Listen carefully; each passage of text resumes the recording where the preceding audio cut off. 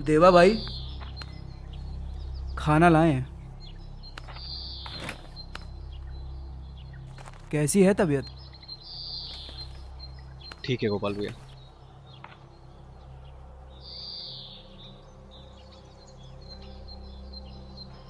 उस दिन की कहानी बाकी रह गई थी। तुमने बताया था शिवम को पेल दिया कॉलेज में। समझौता तो हो गया, फिर क्या हुआ? शिवम वाले मैटर के बाद हमारे ग्रुप को, खासकर सूरज भैया और आरिफ भाई को, एक जाना पहचाना चेहरा बना दिया। कॉलेज वगैरह में लड़ाई की खबर जिसमें कोई बड़ा बदमाश शामिल हो तो बहुत जल्दी फैलती है। हमारे साथ भी ऐसा ही हुआ। शिवम को पीट देना और उसका बदला ना ले पाना कॉलेज वालों के लिए बड़ी खबर थी। और कॉलेज के लड़के उस लड़ाई के कई वर्जन बनाते रहे, जिसमें से यह भी था कि हम लोगों ने शिवम को दोबारा हॉस्टल में घुस के मारा। सूरज भैया ने कहा कि ऐसी किसी भी बात जिसमें हम हीरो बन रहे हो उस पर हाँ या ना कुछ मत बोलना, बस मुस्कुरा दिया कर रहे। और उस लड़ाई के बाद सूरज भैया रणवीर के संपर्क में रहने लगे और उनमें दोस्ती बढ़ गई। सूरज भैया रणवीर को भैया भैया करके बात करते। सूरज भैया पूरे कॉलेज में फेमस हो चुके थे और ऐसे में उन्हें अपने साथ रखना रणवीर के लिए फायदे का सौदा था। रणवीर को कास का चुनाव लड़ना था और उसी दौरान एक खबर आती है कि सीजी बॉयज हॉस्टल में एक लड़की का बलात्कार हो गया। सीजी एक बॉयज हॉस्टल था, वहाँ पर लड़कियों की जाने की अनुमति नहीं थी। इसके बावजूद वहाँ पर एक लड़की गई जिसका वहाँ पर 4 लड़कों ने बलात्कार किया। खबर बहुत बड़ी थी जिसके कारण यूनिवर्सिटी की राजनीति गरमाने लगी और सभी छात्र संगठन इसके विरोध में प्रदर्शन की तैयारी में जुट गए। सूरज भैया को रणवीर का बुलावा आया कि अपने दोस्तों को लेकर के कॉलेज आ गए आंदोलन करने। सूरज भैया हम सबको लेकर वहाँ पहुँचे। वहाँ पहले से ही काफ़ी भीड़ थी।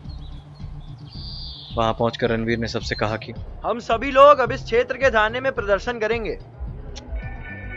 भैया हमें लगता है हम लोग इतने सीरियस मामले को बहुत हल्के में ले रहे हैं। जो प्रदर्शन हम लोग करने जा रहे हैं हमें नहीं लगता वो किसी काम का है। हम लोग को कुछ और करना चाहिए। क्यों? अरे भैया हम लोग अकेले तो हैं नहीं जो ये प्रदर्शन कर रहे हैं। आज हम लोग ये कर रहे हैं, कल कोई और करेगा, उसके बाद क्या, सब खत्म। हमें इससे ज्यादा क्या मिलेगा? न्यूज़पेपर में एक हेडलाइन कि कॉलेज के लड़कों ने बलात्कार के विरोध में किया प्रदर्शन, तो हम में और बाकियों में क्या फर्क रह जाएगा? फिर हम अलग क्या करें? अरे भैया एक तो लड़की का रेप हुआ है, ऊपर से हम लोग को अलग अलग जगह से सुनने में आ रहा है कि लड़की बहुत बड़ी चैप्टर है, पैसे के चक्कर में इधर उधर जाती थी। इस बार उसको पैसे के चक्कर में कोई दिक्कत हुई तो उसने रेप का केस कर दिया। अब असली बात क्या है ये हमें भी नहीं मालूम है और समाज को भी नहीं मालूम है। फिर भी हम लोग को एक जिम्मेदार नागरिक होने के नाते हम लोग को इस चीज का विरोध करना चाहिए और समाज में एक संदेश देना चाहिए कि लड़की कोई भी हो, कैसी भी हो, उसकी इज्जत करना जरूरी है। और अगर विरोध करना ही है तो सिर्फ इस कांड का नहीं, इस तरीके के होने वाले हर कांड का विरोध करना चाहिए। लोगों को ये पता होना चाहिए कि लड़के का कैरेक्टर कैसा भी हो, समाज को उसकी इज्जत उछालने का कोई भी हक नहीं है। बात तो सही कह रहे हो, पर हम लोग करेंगे क्या?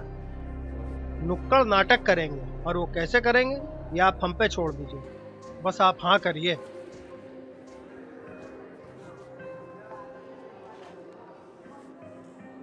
ठीक है, तो कल 10 बजे हम लोग यहीं से शुरू करेंगे। और हमारे एक भैया हैं गौरव भाई, वो मीडिया से हैं, उनको भी बुला लेंगे तो कुछ ना कुछ तो सहायता मिल ही जाएगी। चलो बढ़िया है, फिर किया जाए।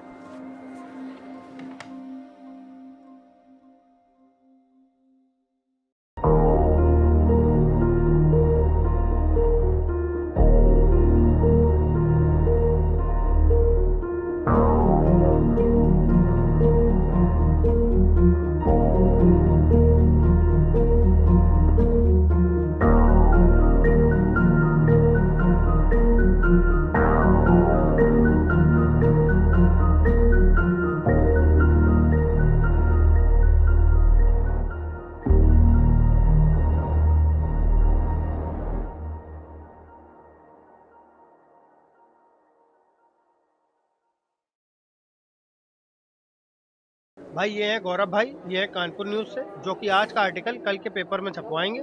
ये है रणवीर भाई, जिनके बारे में हमने आपको पहले ही बताया था। बहुत बहुत शुक्रिया। ये है करण भाई, कास यानी CAS, छात्र अध्यक्ष संगठन के प्रदेश अध्यक्ष। और ये है आशीष भाई, कास के मेंबर। और हमें तो आप जानते ही हैं। अरे बिल्कुल मेरे भाई। जमूरे जी उस्ताद। खेल दिखलाएगा? दिखाएगा उस्ताद। साहब लोग जमा इन्हें खुश करेगा? करेगा उस्ताद। तो कुछ ऐसा करके दिखा कि साहब लोगों को मजा आ जाए। अभी करता हूँ उस्ताद। अरे तो साहिबान, मेहरबान, कदरदान, थूकदान, तो पेश है आपकी खिदमत में खेल। जमूरे, जी उस्ताद। कुछ ऐसा करके दिखा कि साहब लोगों की जवानी निखर जाए, ये सब लोग खुश हो जाएं। मगर उस्ताद साहब लोग तो, क्या साहब लोग तो बोलना। मुझे तो बताने में भी शर्म आ रही है उस्ताद। अरे तुझे क्यों शर्म आ रही जब साहब लोगों को नहीं आ रही तो? उस्ताद ये जवान लोग हैं, इनकी जवानी ऐसे नहीं निकलती। इनको चाहिए आइटम, माल, पटाखा। अरे अरे वो देख आ गया पटाखा, यानी तेरा माल। इसकी चाल बताती है कितनी चालू है। जा बना ले इस चालू को अपनी शालू, और कुछ ऐसा कर कि साहब लोगों को मजा आ जाए। वो करके आए जो सब करते हैं। अरे कहाँ चली हो चंपक, चल लो जरा, हमारे साथ भी तो चल लो। ले। अरे सुना क्या, साहब लोग बोल रहे हैं, खुद भी मजे ले और उसको भी दे। भैया आप जमूरे, रुक क्यों गया? उस्ताद हमसे बहुत बड़ी गलती हो गई उस्ताद। अरे साहब लोग बोर हो रहे हैं, देखना तालियां बज रही है ना सीटी। तू यहीं बैठ, मैं उसे छेड़ कर आता हूँ। उस्ताद वो मेरी बहन है, तुम मेरी बहन को कैसे छेड़ सकते हो? अरे तेरी बहन है, मेरी बहन थोड़ी है। तू नहीं छेड़ सकता पर मैं तो छेड़ सकता हूँ ना। अरे उस्ताद अगर तुमने मेरी बहन को छेड़ा तो मैं तुम्हारी आंखें निकाल लूंगा। जमूरे जमूरे, गुस्सा क्यों हो रहा है? हमने पहले भी तो लड़कियां छेड़ी हैं, वो भी तो किसी न किसी की बहन थी। हमने तब नहीं सोचा तो अब क्यों सोचे? वो भी माल थी और ये भी माल है।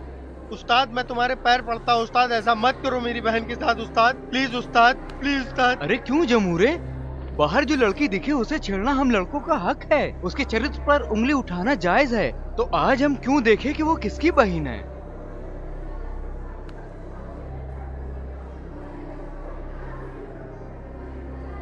क्यों भाइयों, क्या गलत कह रहा हूँ? इसकी बहन है, ये नहीं छेड़ सकता पर मैं तो छेड़ सकता हूँ।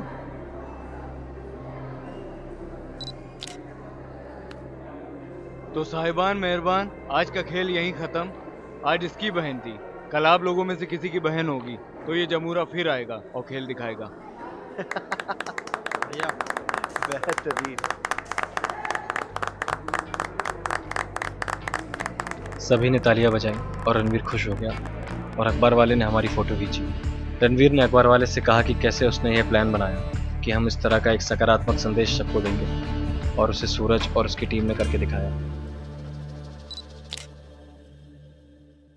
सब ने हम लोग की बहुत तारीफ की।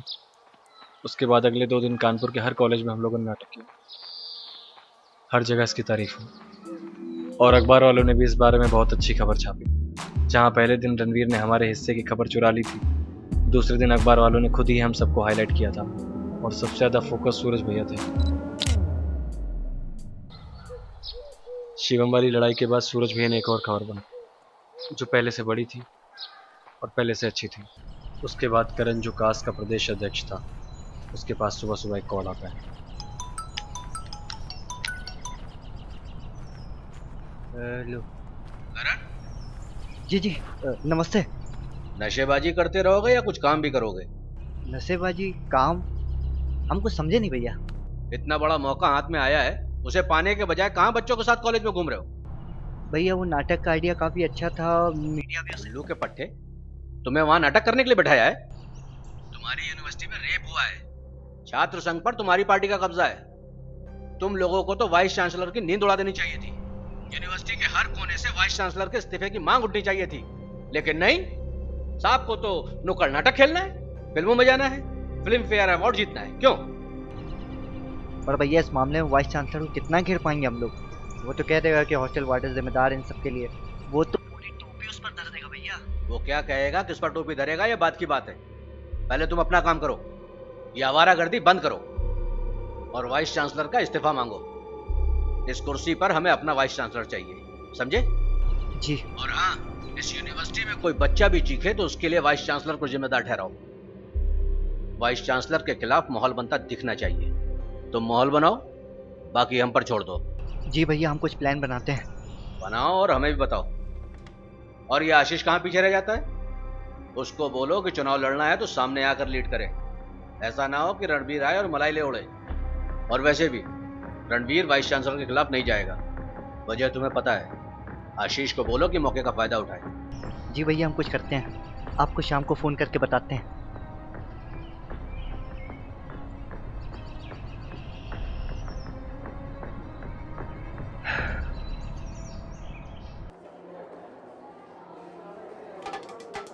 दिखाओ। लो ए, कोई नुक्कड़ नाटक नहीं होगा अब। आज हम वाइस चांसलर से उसका इस्तीफा मांगेंगे। रणवीर, तुम इन लड़कों के साथ वाइस चांसलर ऑफिस के बाहर धरना दो। हम थोड़ी देर में आते हैं।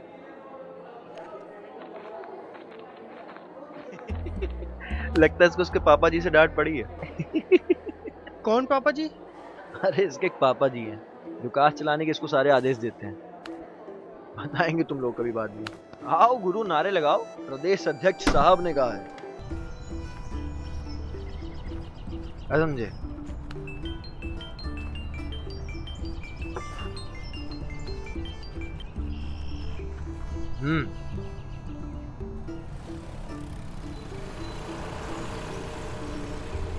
ठीक है, ठीक है।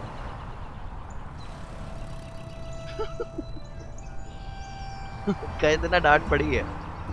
कल वाइस चांसलर को गवर्नर के सेक्रेटरी ने बुलाया है और करण का प्लान है कि सचिवालय में घुसने नहीं देंगे उसे और आशीष को आगे रखेंगे ताकि कल मीडिया में हीरो वो बने।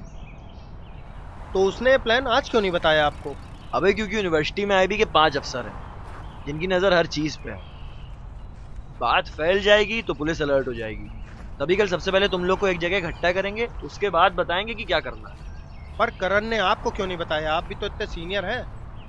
क्योंकि उसको पता है कि हम वाइस चांसलर के खिलाफ नहीं बल्कि उसके साथ हैं, समझे? और दूसरी बात, वो अगर हमें अपने में शामिल कर लेगा तो आशीष नेता नहीं रहेगा बल्कि हम ही रहेंगे। अब बहुत बड़ी बात नहीं है कि हम उसका चांस ही मार लें। पर भैया, अभी तो आप वाइस चांसलर के खिलाफ नारे लगा रहे थे करण के कहने पे, और अब आप कह रहे हैं कि वाइस चांसलर के खिलाफ नहीं है। अब ये सब ऊपर की बातें हैं, इससे कोई फर्क नहीं पड़ता। इसलिए वो भी कह देता है और हम भी कह देते हैं। पर उनका जो कल का प्लान है उससे तो फर्क पड़ेगा ना। बिल्कुल पड़ेगा। तो एक काम करते हैं ना, ये लोग जो सीक्रेट प्लान बना रहे हैं, हम लोग भी एक प्लान बनाते हैं और इनका प्लान बिगाड़ देते हैं। कैसे बिगाड़ो? पता किसे कहने कर रहा है करण?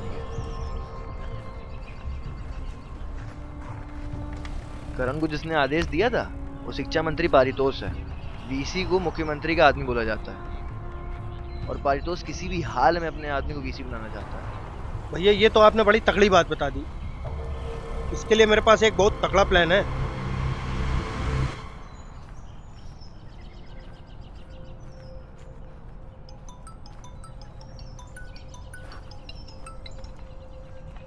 हेलो। हाँ, तैयार रहो। ठीक है। आ गया। भाइयों, तैयार हो जाओ। वाइस चांसलर यूनिवर्सिटी से निकल चुका है। किस चीज के लिए तैयार हो जाओ नेताजी? कहाँ के लिए निकल गया वाइस चांसलर? आज हम कुछ बड़ा करने वाले हैं। वाइस चांसलर आज गवर्नर सचिव से मिलने आ रहे हैं और हम लोगों को उन्हें सचिवालय के अंदर जाने से रोकना है। लेकिन एक बात याद रखना, यहाँ पे धारा 144 हर टाइम लगी रहती है, इसलिए हम सब प्लानिंग के साथ जाएंगे और सब लोग पैदल जाएंगे। कुछ लोग 2-3 के ग्रुप में और कुछ लोग अकेले जाएंगे। एक बात याद रखिएगा, हम लोग वहाँ पे इकट्ठे नहीं होंगे वरना पुलिस को हम पर शक हो सकता है। हम सब सचिवालय के आसपास ही रहेंगे। वाइस चांसलर की गाड़ी जैसे ही आए, हम सबको सेक्रेटरी हाउस के गेट की तरफ भागना होगा और वाइस चांसलर की गाड़ी को रोकना है। आज की सारी प्लानिंग से लेकर प्रदर्शन तक की जिम्मेदारी मेरी है, इसलिए आप लोग ना तो किसी की बात सुनेंगे और ना मानेंगे। ठीक, चलिए।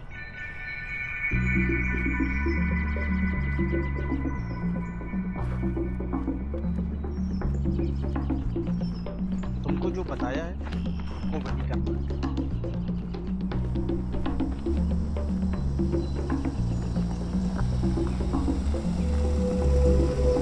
वाइस चांसलर आ गया, घेरो। चल चल चल। वाइस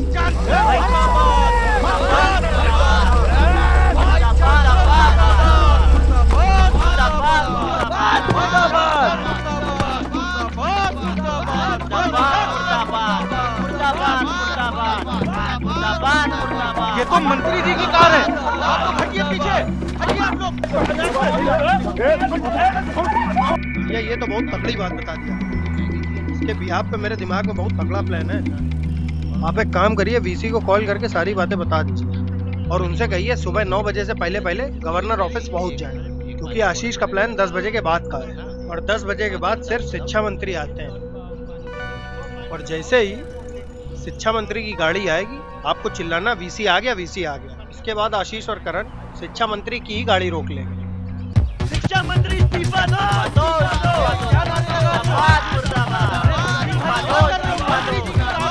शिक्षा मंत्री इस्तीफा दो। मुर्दाबाद।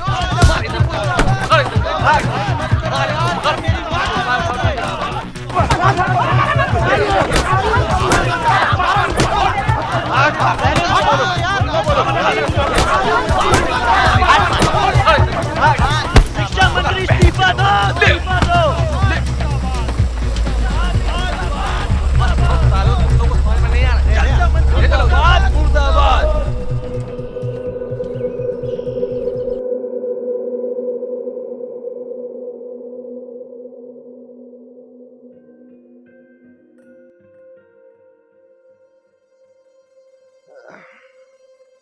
समोसा मोसा तो मंगा दो सर, सुबह से कुछ नाश्ता वाश्ता नहीं करे हैं।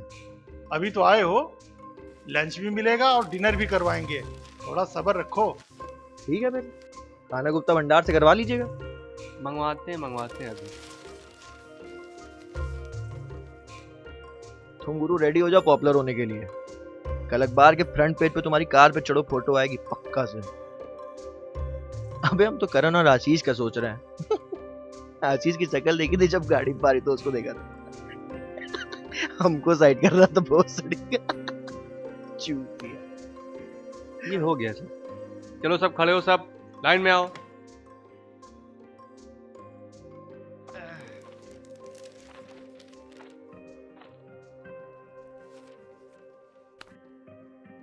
साइन कर यहाँ पे।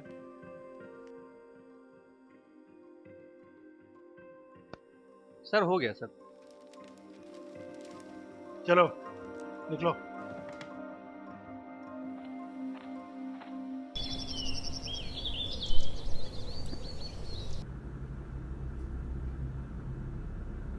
भोसड़ी के, तुम्हें बोला था कि वाइस चांसलर के खिलाफ नारे लगाओ और तुम साले हमारी गाड़ी पे चढ़कर हमारी मुर्दाबाद के नारे लगा रहे थे। इसी दिन के लिए तुम्हें काश का प्रदेश अध्यक्ष बनाया था।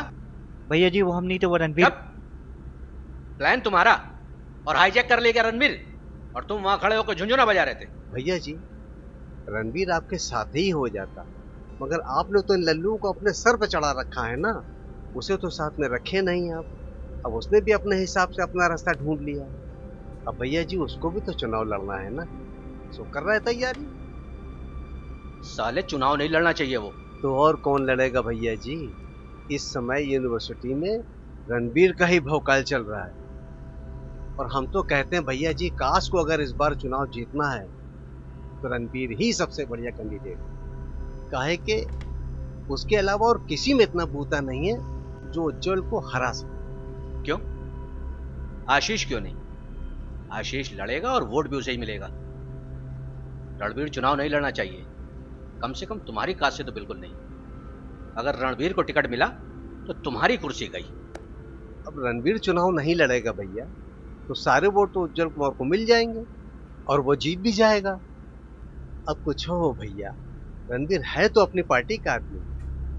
अब तय कर लो भैया, अपनी जीत में उज्जवल कुमार को जिताना है या रणवीर? रणवीर होगा तुम्हारा और तुम्हारी पार्टी का, मेरा नहीं है वो। मेरा वो होता है जो मेरे लिए खड़ा होता है और मेरे कहने पर अपनी गर्दन कटवा लेता है। उज्जवल जीते या रणवीर, दोनों मेरे लिए एक ही बात है। उसने जो किया है ना हमारे साथ राजभवन में, उसके बाद उसे टिकट मिलना हमारी नाक कटवाना है। आशीष के बाप के पैसों से सिर्फ चुनाव प्रचार हो सकता है, वोट लोगों के बीच जाकर काम करने से मिलते हैं। आशीष को कॉमर्स कॉलेज से जितवाया वो अलग बात है, यह यूनिवर्सिटी है, बड़ा मामला है। और तुम लोग वहां से भागे क्यों? आज का पेपर सिर्फ उनकी बात कर रहा है।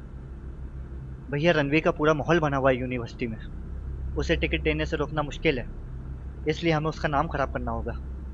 और उसके लिए हमारे पास एक आइडिया है। क्या आइडिया है? जो मदद चाहिए करेंगे, लेकिन रणवीर को रोको। टिकट तो नहीं मिलेगा उसे, वो आप हम पे छोड़ दीजिए। लेकिन राजेश भैया जो कह रहे हैं वो भी सच है।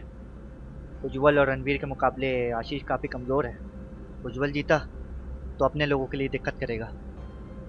उज्जवल के वोट काटने के लिए ज़रूरी है कि रणवीर चुनाव जरूर लड़े। ठीक है, रणवीर को चुनाव लड़ाओ पर कास्ट से नहीं, बागी लड़ाओ। उज्जवल के वोट भी कट जाएंगे और तुम्हें रणवीर को पार्टी से निकालने का बहाना भी मिल जाएगा। और आशीष का रास्ता भी थोड़ा आसान हो जाएगा।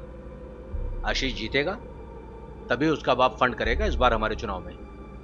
जाओ, लग जाओ काम पे। और सुना है कुछ लोग मुख्यमंत्री जी को उज्जवल का समर्थन देने के लिए कह रहे हैं। अच्छा, और मुख्यमंत्री जी क्या कह रहे हैं? वो अपने वफादार रणबीर का साथ देंगे या अपने लोगों का? वो अपने लोगों का साथ देंगे। रणबीर बहुत छोटा सा पैदा है उनके लिए, वो उसे धोखा दे देंगे। खैर, रणबीर को टिकट देने से रोकने के लिए जो करना है करो, हमारी जरूरत हो तो बताना। अभी कुछ नहीं करेंगे, जब चुनाव नजदीक होंगे तब करेंगे, क्योंकि तब रणबीर के पास सोचने समझने के लिए वक्त नहीं होगा। शाबाश, और बताते रहना हमें, दोबारा कल जैसी गलती ना हो। चलो जाओ। जी भैया, प्रणाम।